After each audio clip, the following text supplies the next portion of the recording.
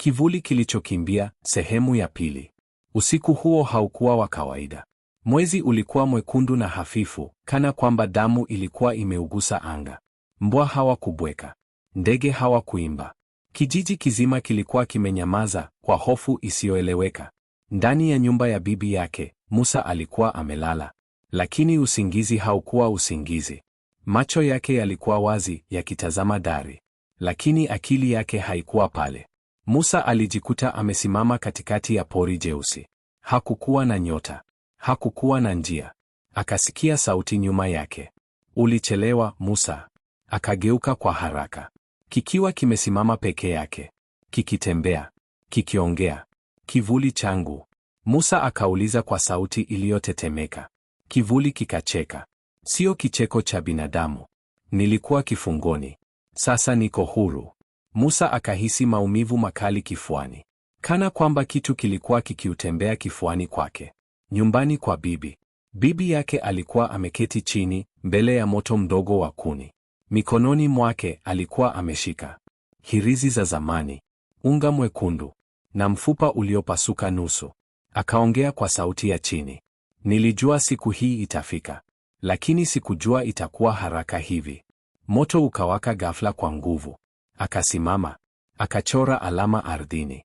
Alama ya zamani iliyokatazwa kutajwa. Mwili usio wake. Asubuhi ilipofika, Musa aliamka. Lakini hakuwa yule yule. Aliposimama, mwili wake ulikuwa mzito.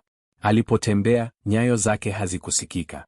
Alipotazama kwenye chungu cha maji, uso wake ulikuwa wake, lakini macho hayakuwa yake. Ndani yake kulikuwa na sauti.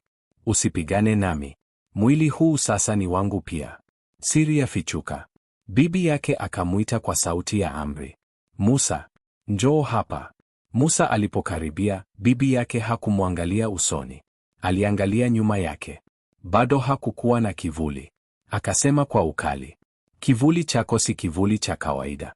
Ni muhuri. Na muhuri umevunjwa. Musa akapiga magoti. Bibi, nifanye nini?